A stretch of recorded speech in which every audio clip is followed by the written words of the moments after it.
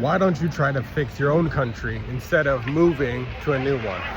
This is probably the most reasonable question or argument I get from a lot of Chinese folks when I talk about immigration as a concept.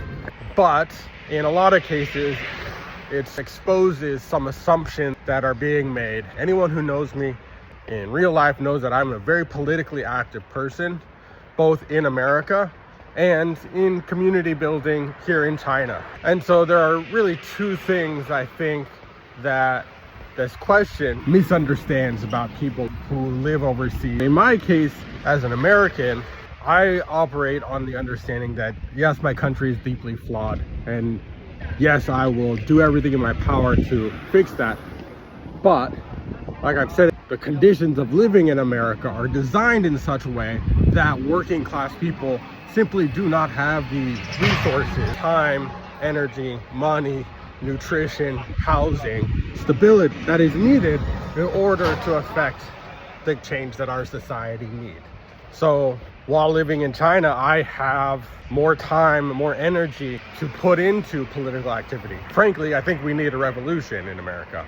And that's in particular one of the reasons why I'm so attracted to China, because there's no better example of a country in the world that has moved from being oppressed and exploited into a system that serves its people. Even the revolutionary leaders here in China like Sun Yat-sen, Deng Xiaoping, Zhou Enlai also spent time living abroad, and this is where they picked up very critical ideas about how to build revolution in China. You know, Ho Chi Minh, the founder of New Vietnam, lived abroad for 30 or 40 years before going back and liberating Vietnam. So yeah, I live in China because it gives me the resources I need to participate more in community building, in politics, both here and back home. And I learn a lot from experiencing the society, but also the people and the connections that I make here.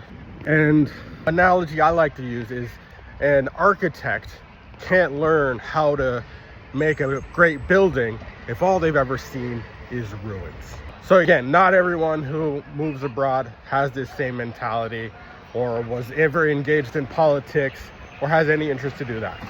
I don't agree with this, but everyone's life is their own to live.